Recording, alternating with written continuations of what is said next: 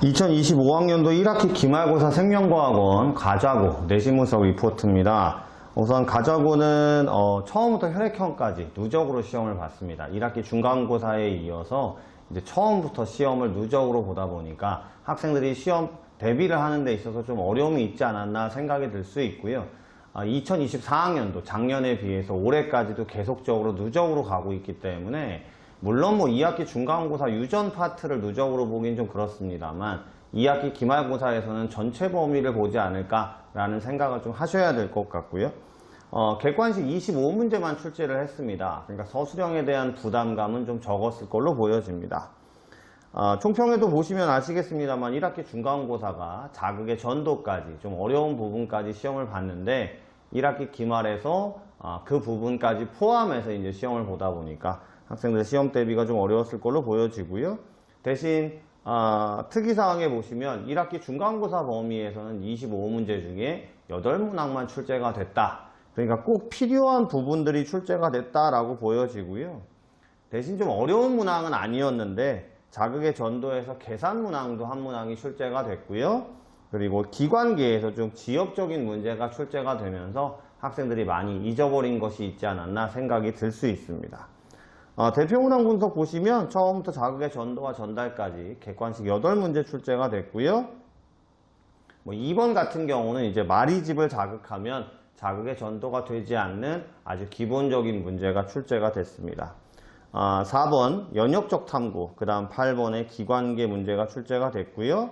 아까 말씀드렸듯이 기관계에서 암주권이나 체순환 같은 지역적인 부분이 좀 있었기 때문에 그 부분을 누적이기 때문에 공부를 좀 소홀히 했다라고 하면 생각보다 기억이 안 났을 걸로 보여집니다. 18번의 신경전도 억제제 문제 나왔고요. 그 다음에 24번의 신경전도 계산 문제. 아무래도 신경전도, 자극의 전도라는 부분이 수능에서도 중요한 부분이다 보니까 계산 문제를 출제한 걸로 보여집니다.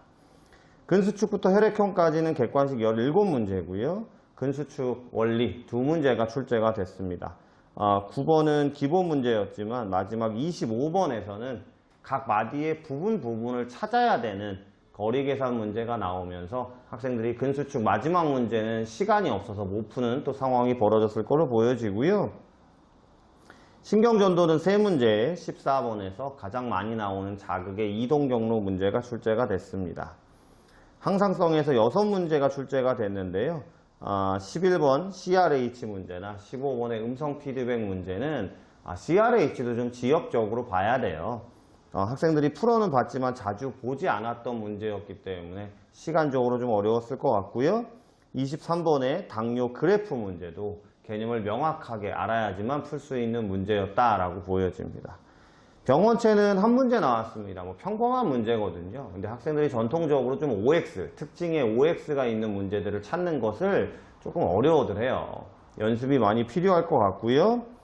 방어작용 4문제, 수능에서 라이소자임이 나왔기 때문에 예전에는 라이소자임도 지엽이라고 할 수 있었을 수 있겠지만 수능에서 출제가 됐기 때문에 아무래도 3번의 라이소자임 문제가 출제가 됐고요. 대신 또 특이하게도 방어에서 가장 중요한 이제 면역 과정에서의 그래프 문제나 그리고 최근에 조금씩 나오고 있는 단일 클론 항체 문제는 출제가 되지 않았습니다.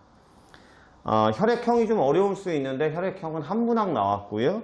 학생 수를 파악하는 문제가 아니라 혈청과 반응하는 문제 정도가 출제가 됐기 때문에 이 혈액형은 2학기 중간고사 유전할 때 들어가지 않을까 보여지는 시험입니다.